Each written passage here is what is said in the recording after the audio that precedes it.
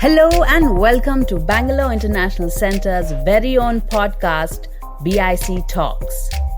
Bangalore International Centre is a platform for informed conversations, exchange of ideas, and a space for arts and culture.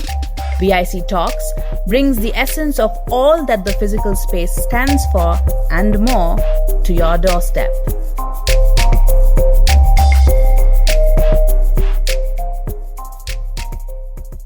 What are the latest national legislations on farming and agricultural markets? Are we finally seeing big bang liberalization in Indian agriculture, or do we still have a long way to go? And importantly, what is at the root of widespread farmer protests that are happening across the country? Hi, I'm Pavan Srinath and welcome to BIC Talks. Ajit Ranade, Chief Economist of the Aditya Birla Group, joins us on the podcast today to help us understand what's going on. Hi Ajit, welcome to BIC Talks. It's a pleasure to have you on the podcast. Hi Pavan.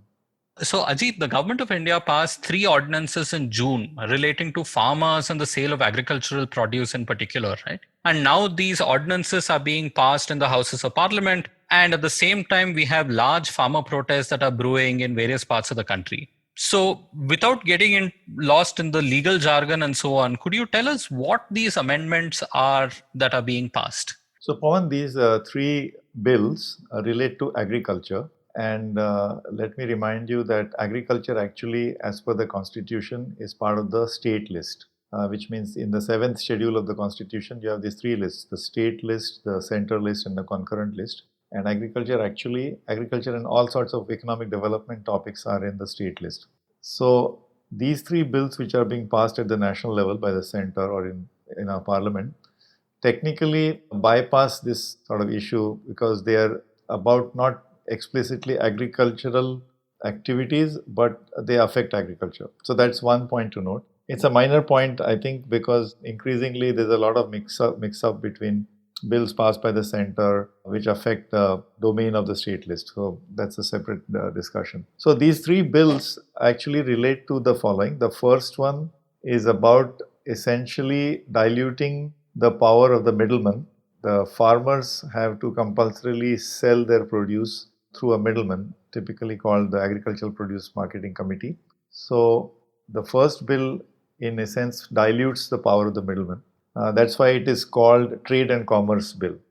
The second one enables the farmer to directly contract with a private party or a corporate entity about production and selling. So it's about contract farming, you can say. Right. So this could be like, I don't know, PepsiCo going out and asking potato farmers to grow chips for them, right? And some of this has been happening in the country sporadically as well in certain states. That's right. So like I said, since agriculture is in the state list, many state governments, I would say almost 15 or 18 state governments, anyway in the last 10 or 15 years, have been progressively enabling farmers to do some of the things which are covered in these 3 bills. And of course, the performance is variable across different states. So as you said, Pepsi has been doing contract farming with farmers for sourcing potatoes for their potato chips, or even tomatoes, I've told, for tomato ketchup for quite some time in some states. And there are other examples as well. Similarly, APMC, I said, the diluting the power of the middleman. Actually, many states, I think as many as 19 or 20 states have some sort of legislation or regulation which provides a lot of dilution anyway. But as I said, it's variable across states and the progress is perhaps not as satisfactory as it was meant to be. Before I forget, the third bill is about Essential Commodities Act. So this in some ways tries to exempt agricultural products from these measures under the Essential Commodities Act, which regulate movement of goods and which put a lot of restrictions on how much you can store under the pretext of anti-hoarding laws. So these are the 3 bills. One is about diluting the middleman power. Second is about direct contracting between farmer and buyer. And third is about Essential Commodities Act. Okay. Thanks, Ajit. So here, talking about diluting the middleman, and this is the APMC in most cases, right? And or also known as the mandi, colloquially in many places. So can you tell us what the role of this APMC has been in the last several decades? Given that it's a government-led thing, Is it time for the APMC to just go? See, the institution of APMC goes back to 1960, so it's almost 60 years old.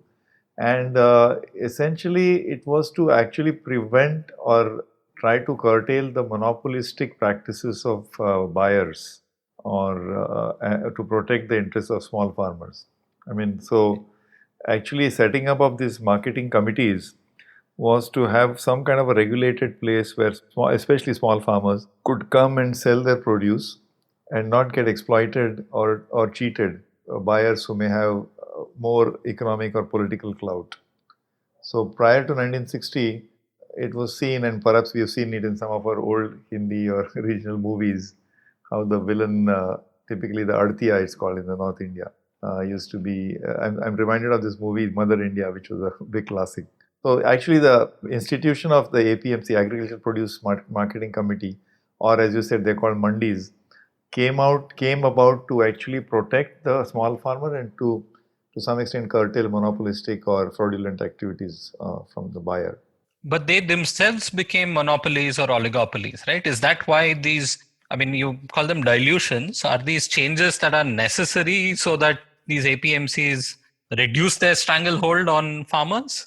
Yeah, so as with many of such measures in the evolution of modern economic history of India, there are laws or legislations and regulations which begin with good intent, and they have a good effect initially, but sometimes they outlast their relevance or their effectiveness.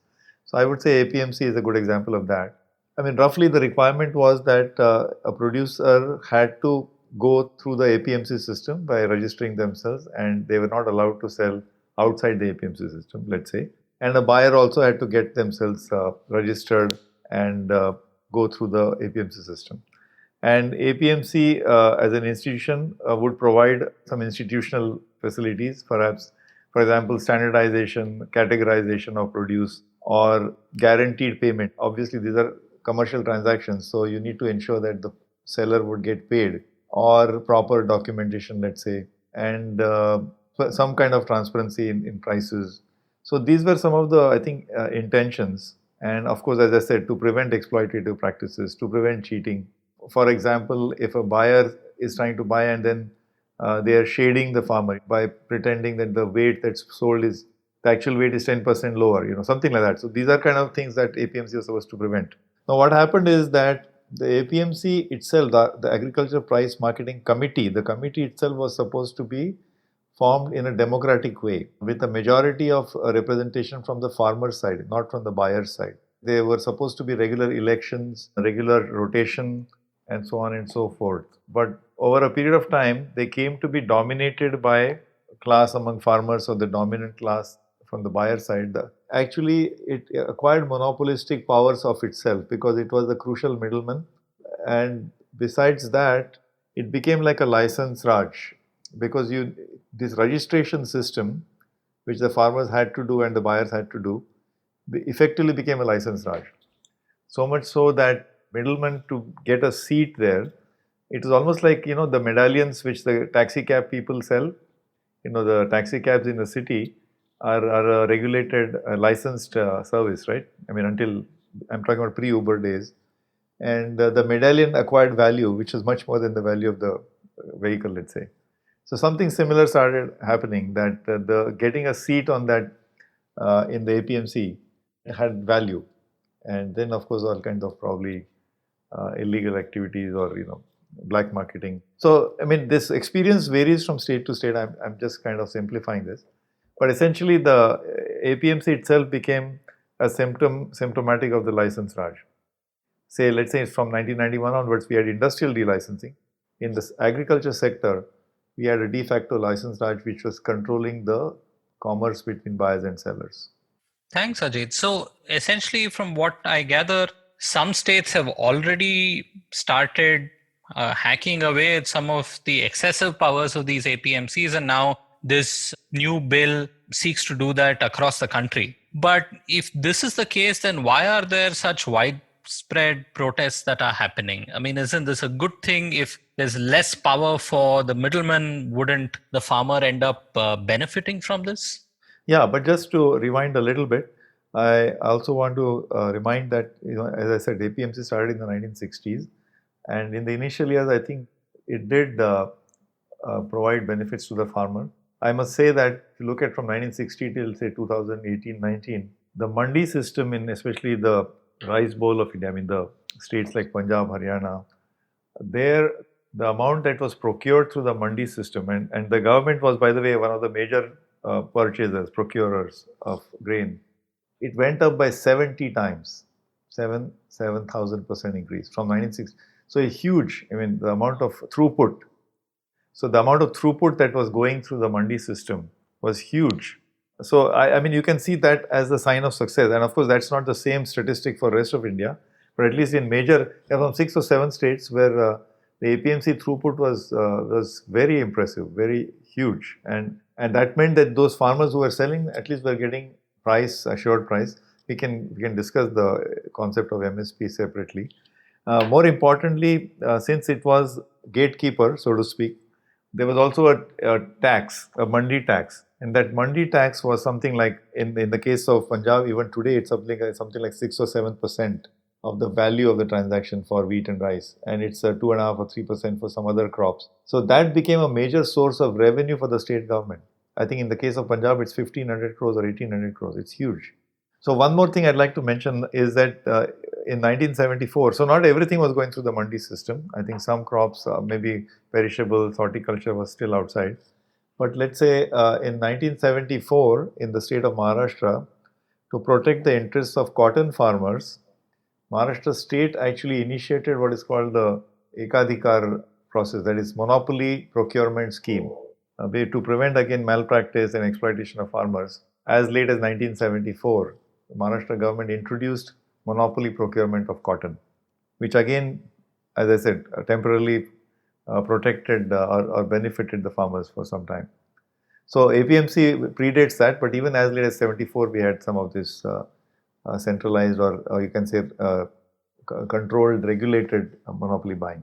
Yeah, your question was how does it, so actually it was realized that this system was obviously becoming, had outlasted its initial benefits and actually was becoming detrimental to encouraging more commerce, more trade, and it was actually putting a lot of constraint on the freedom of the farmer to sell, and not to mention the additional cost of the mandi tax. So starting from early 2000 or late 1990s, many states started tinkering. They started allowing to sort of dilute the power of the middlemen, the aditiyas. They made the registration process a little more liberal, or they allowed farmers to sell directly to corporates, maybe in the through the mandi mechanism, but relaxing some of the constraints. See, around 2003-2004, the central government also came out with a Model APMC Act. You see, that time it was still recognized that agriculture is a state subject, therefore APMC is a matter of regulation or legislation for the states to do. But the center said, look, this is an enlightened APMC. Let's have economic reforms in the APMC system. So this is a Model APMC Act, which actually was much more liberalized in its functioning. They didn't actually eliminate APMC, but so this had already begun. What has happened now is that in one sweep, this bill says the farmer can pretty much sell anywhere they want to. They don't have to go through the APMC. And one more point I'd like to mention, Pavan, is that the country has about 4,000 APMCs, or maybe now with some satellite APMCs, there may be 7,000. But experts estimate that the requirement for these kind of mandis or market yards, which are relatively easily accessible to the farmers, the requirement is of more than 40,000. So not only were the APMCs were sort of monopolistic control or exploitative, but also there were too few of them. I mean, it was the scarcity value as well. So if this is the case now, apart from perhaps states like Punjab losing out on mandi tax, are farmers upset because of the APMC monopoly situation, or is it that what you mentioned earlier, this along with the functioning of the APMCs, you had government playing a big role in procurement, especially of food grains? So is that and the MSP the reason why there is backlash against these reforms to the mandis? Yeah, see, Pavan, actually what has happened is that the first farm bill that I mentioned is just saying that the farmer is now free to sell his or her produce anywhere they want, not necessarily in the APMC, which is basically expanding the number of options that the farmer has. So that is a good thing. That is surely not a bad thing. That's also recognizing a real fact on the ground, right? There are many farmers who are small farmers. They don't have too much of a surplus. They prefer to get a lower price at the farm gate than hire, transport equipment to go to the mandi and sell, right? Absolutely. So that has been a reality for quite a while. Yeah, absolutely. If there's an arrangement where the buyer can come to the farmer's land and pick up the produce right there, that would be much more convenient. And if such an arrangement is possible, it wasn't possible in the APMC system, then this new system will allow that. By the way, I just want to anecdotally illustrate one more problem. Often a small farmer, even if they have some surplus to sell, imagine trudging all the way with using expensive transport to come to the mandi. And then the artiya, what they can do is they can delay, they can just make him wait in line. Or they can, and then it's closing time. By the time it's 5 o'clock in the evening, and the guy surely can't go back to his village. Or suppose it's something like, which is, he can't really realistically take it all back. So by the end of the day, you can squeeze pricing to such an extent that you really exploit, you take most of the advantage the middleman can enjoy. So this is just anecdotal, but I'm saying these kind of malpractices also were there. So this bill, to the extent that it now allows the farmer, it gives them an extra choice. You can sell in the APMC or you can sell outside. That's a good thing. I don't think there is any ambiguity about its benefit. It's a very decisive step forward. The concern is about the MSP. It's about the minimum support price. It's the assured price. So, Ajit, where does the MSP come from? It is not from any of these pieces of legislation, right? Is this purely sort of governmental action and sort of the food policy, or where does it come from, and why are farmers so anxious about the future of the minimum support price? Yeah, interestingly, the MSP phenomenon also began roughly 60 years ago. This is a very big subject. I don't know if we have time to discuss it today. What was happening is that in the push for India's industrialization, earlier development policy was import substitution based massive industrialization. But to keep the wage goods price low, that is to keep wages low, you had to ensure that food prices were low. And therefore, food prices were artificially suppressed. But then that was anti-farmer. So you found a way to compensate the farmer by giving them input subsidies so that their costs won't escalate, fertilizer, credit, water, electricity, whatever. But the MSP system actually is a price signal, is to ensure them an adequate return so that farming remains viable, and then sell that through the public distribution system, sell the food grain which is procured through the PDS at a highly discounted price. So the MSP system came about, MSP, that is minimum support price procurement system, combined with public distribution system was for three objectives. One is to ensure that the farmer gets adequate return for their effort. Second is to ensure food security for the country, so to always have buffer stock of food grain.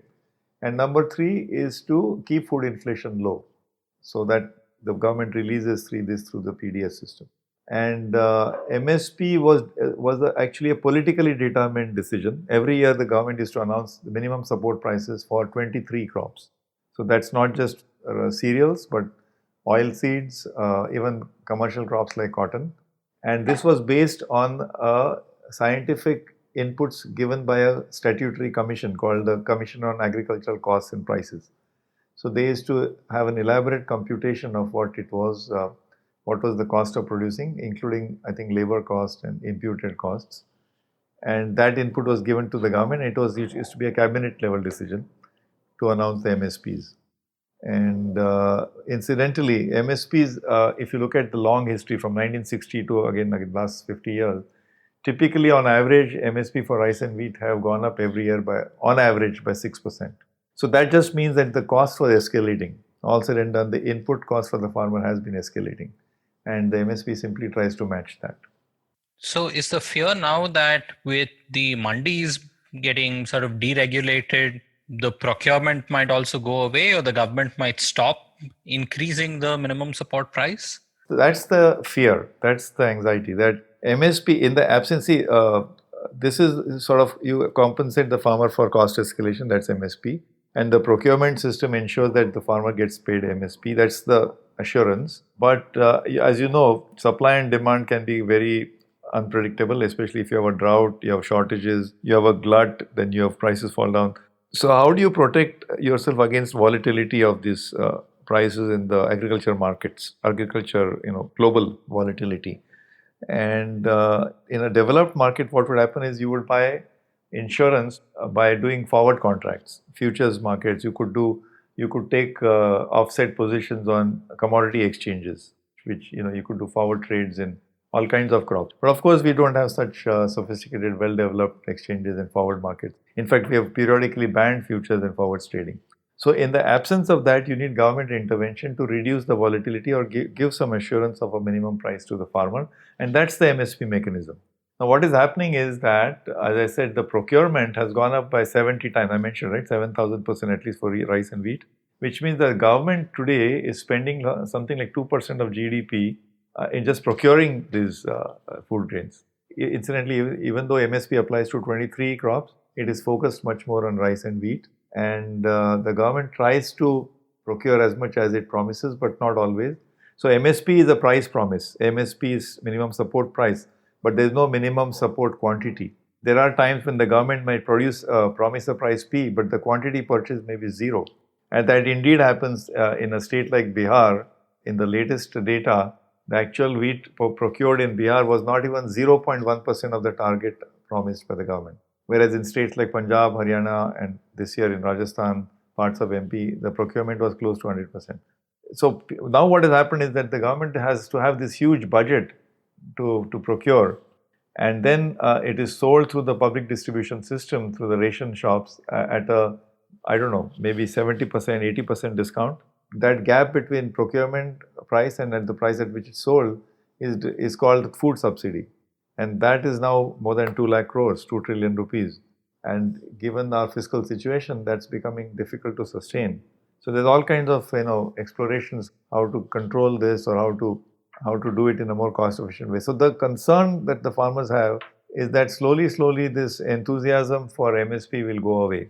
That the government do not accompany a simultaneous assurance that even though we are diluting the mandi system, we will continue to do the procurement system, which will, by the way, which always happens through the mandi system.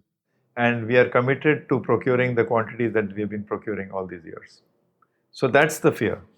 So there's no accompanying assurance of any sort while transitioning to a system which is more liberalized and more market oriented, right? Where there is more competition, there's supposed to be more buyers and more markets where purchase and sale can happen. So do you think, how would you manage this transition better, Ajit? Because this seems to be a transition that India has gone in various sectors and has to go through in a variety of sectors, especially in agriculture. We have to get out of this 60s style sort of state intervention in everything to something where the state set up the rule of the game, acts as a regulator, but then allows private enterprise to flourish, right? How should we manage this transition? When the 3 farm bills were being passed in Parliament, came the news that basmati prices have crashed by some 35%, basmati rice.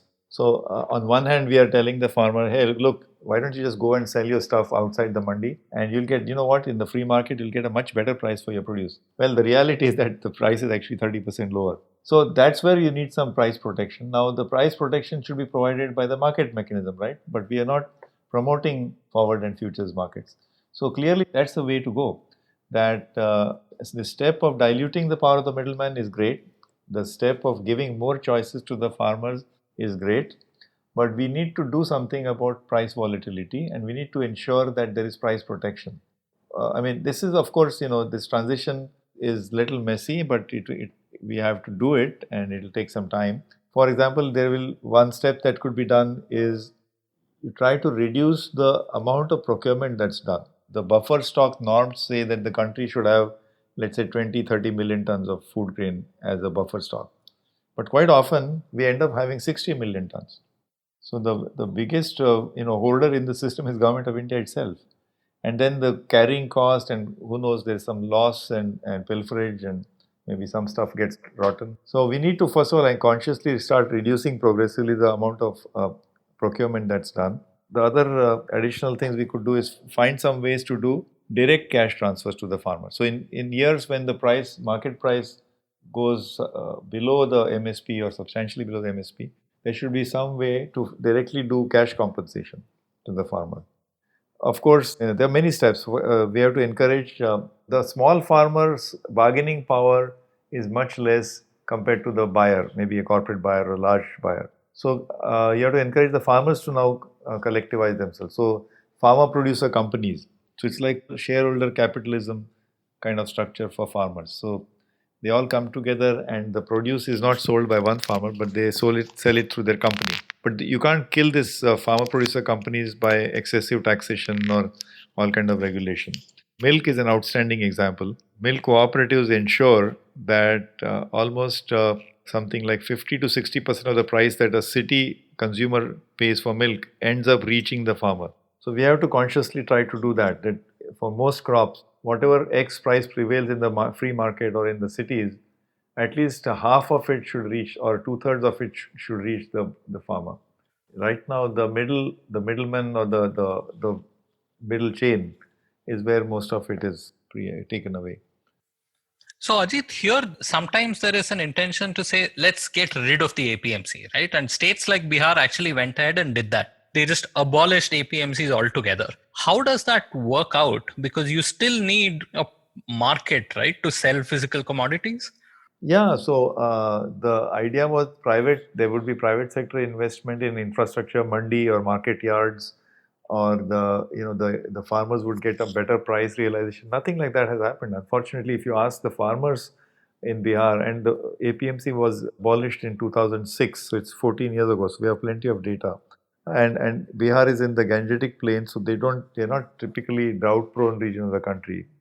You should have seen a lot of farming flourishing there, but I don't think the farmers really benefited. There are some good success stories from Bihar, like the phenomenon of lychees. Lychee farming came from almost zero to a very prominent activity there now.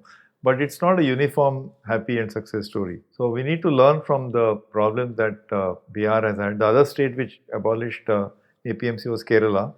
But Kerala is plantation, right? Coconuts and so on. It's not so much of rice and wheat farming. There too. So ideally, you should have a coexistence of the APMCs and private market yards. And I think the mere presence of APMC, even if they're in minority, as I said, if we need 40,000 market yards in the country eventually and 4,000 or 5,000 are APMCs, the mere existence of them provides some kind of a benchmark. So that anytime the farmer is not happy with the price that they're getting outside, they should always have the option of selling it to the APMC.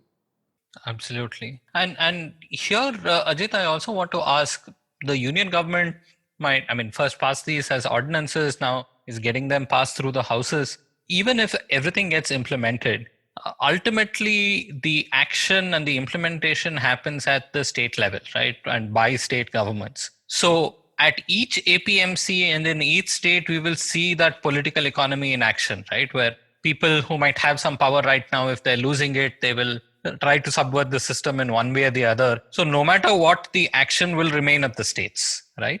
Absolutely. So the states now have to implement these amendments, and already some battle lines are being drawn. Farmers' agitation, if it spreads, initially it started off from Punjab, Haryana, and Rajasthan, and so on. If it's spreading all over, then I think we will see a little slow progress.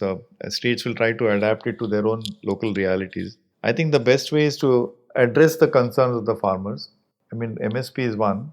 The other one, by the way, is even the signals that are coming are mixed signals. So on one hand, you want to say we're giving farmers more freedom. We want them to realize market price. Farmers should get a better deal. But almost at the same time, the central government announced the ban of export of onions because as a preemptive measure. And this was done under some Foreign Trade Act, which is actually meant to promote exports. So it's sending mixed signals. The minimum export price of, I think, tur dal was changed 3 or 4 times in just 2 months. If on one hand you want to actually liberalize the agriculture sector, which means bring more economic freedoms to the farmer, you can't simultaneously be doing this. So it's not sending a clear signal. Another example is the ECA. The third thing that was done, the third bill is about Essential Commodities Act. So the bill says that we are removing all agricultural commodities from ECA. But that's not quite what they're doing, because they're just saying that subject to the following caveat. What are the caveats? In wartime, in famine time, and if there's too much price movement. And that too much price movement is as low as 50%. So if onion prices go from 10 rupees to 20 rupees, which is a 100% increase, they straight away can bring in all the draconian measures under ECA. So what the farmers really want is a complete demolition of ECA. Abolition. So when prices go up and farmers can actually benefit, they are not allowed to. No, those are the caveats already left in the bill. The bill says that we are removing agricultural produce from ECA, but subject to these three caveats. The third caveat says if the price goes up by 50%, then ECA will again apply. So then it's not really gone away because agricultural prices vary that much all the time. Agriculture has been one of the most shackled sectors. It's actually completely in the private sector. Agriculture is run by private sector individuals. The farmers are, as private sector as you can get. And yet, the amount of regulation, laws and, license and permit quota system that they are subject to is amazing. What really the farmers really want, it's not me who's saying it, it's farmers organizations, farmer leaders, famous leaders like Sharad Joshi. They just give us more freedom, just unshackle us. There are so many unfinished items like enabling contract farming is one example, but land leasing. I think half the farming output in the country is done by not farmers themselves, but not the landlords who own the land, but tenant farmers, tenancy farming. So these tenancy contracts, we need to regularize that. Money lenders again got they were the evil people in the villages. Again, I'm reminded of Hindi movies. But the fact is that farmers don't get credit. Farmers have something like 50% of the workforce, or 14% of GDP, but they don't get as much credit, and especially small farmers. So they have to depend on friends, family, and money lenders. So can we do something about that? And many times these money lenders are also APMC agents, right? So the power of that APMC agent remains quite strong, even if the APMC monopoly and licensing gets simplified or diluted in certain ways. So those kinds of powers don't go away and farmers remain subject to all of that. That's right. And like I said, we need to really energize this movement called FPOs. It was earlier championed by NABARD, but this is something, the farmer producer organizations, which are basically like companies where the shareholders are the farmers. But in order for that movement to gain momentum and really be significant, you need to ensure that they don't get overly regulated as companies and overly taxed. And this could be what the cooperative movements, but sort of the 21st century version, right? No. Cooperatives are separate. So there are farmers cooperatives as well, like I mentioned milk, but they can be in groundnuts. But I'm talking about actual commercial organizations. So they come together as shareholders, and therefore they pool their produce. They have warehousing facilities. They can take banking, working capital loans. They have banking relationships, and they have holding power. They don't need to sell. A bumper situation is distress prices for the farmer. If you have collective power through a company, then you have your own warehouse, then you can hold off for a few months and you can sell when the pricing is right. So all those benefits come through the FPOs. Thank you, Ajit. So clearly what has started right now are just perhaps baby steps, right, in trying to bring farming and the laws and governance around farming to the 21st century. Absolutely. I'm hoping that some of these further steps get taken and not everything gets derailed because the trust of farmers has been lost for a variety of other reasons. Yes. No doubt that the steps are in the right direction, but there are 1,000 more steps to take. Ajit, thank you so much for joining us on BIC Talks and shedding some light on this important and often confusing topic for us. Thank you so much. Thank you, Pavan. Thank you for having me. Thank you for listening in till the end. Please share this episode with a friend on social media, WhatsApp, or anywhere else. It would mean the world to us. And in case you're listening via iTunes or Apple Podcasts, please leave us a rating and a review. Subscribe to BIC Talks on email or your favorite podcast app and don't miss out on future episodes. This episode of BIC Talks has Gaurav Krishna as our sound engineer with support from S. Sarvanaraj and Lekha Naidu. And the accompanying episode artwork was made by Chandni Venkataraman. Thank you for listening to this episode of BIC Talks. This podcast can be accessed on our website, bangaloreinternationalcentre.org, as well as on any of your favorite podcast platforms. Tune in for new episodes every week. And do subscribe to our YouTube channel and follow our Facebook, Twitter, and Instagram pages to stay informed on our latest updates.